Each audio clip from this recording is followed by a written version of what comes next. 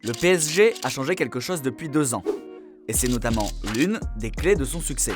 Regardez cette courbe. C'est le nombre de kilomètres parcourus par match, en moyenne, par les joueurs du Paris Saint-Germain depuis 2019 en Ligue des Champions. Et depuis l'arrivée de Luis Enrique le 5 juillet 2023, l'équipe du PSG court beaucoup plus, 10 km supplémentaires par match en moyenne.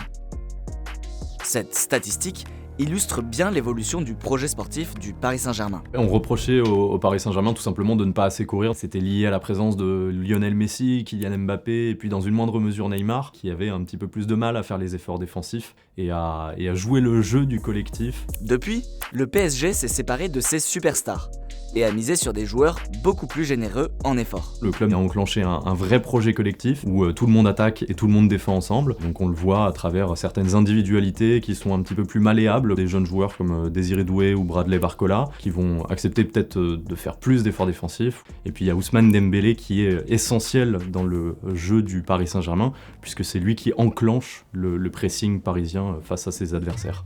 Exemple, prenons l'attaque du PSG lors de la saison 2022-2023.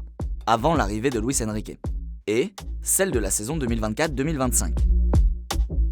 Mbappé, Neymar et Messi couraient chacun un peu moins de 9 km par match.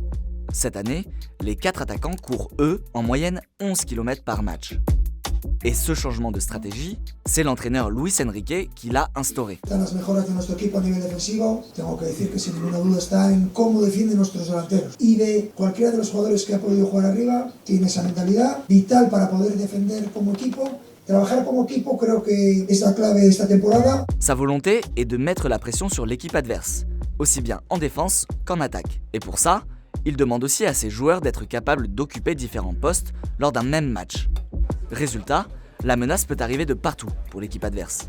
Cela exige un effort physique plus important, mais une équipe qui court davantage augmente considérablement ses chances de remporter des matchs. Il y a une statistique qui est assez parlante. Depuis le début de la phase finale, 69% des équipes qui ont gagné ont couru plus que leur adversaire. Donc évidemment, c'est pas une statistique qui fonctionne à chaque fois, mais ça reste quand même une statistique importante dans le football actuel qui est très intense. Avec la nouvelle philosophie de jeu de Luis Enrique, le PSG gagne sur le terrain et aussi en popularité auprès des supporters.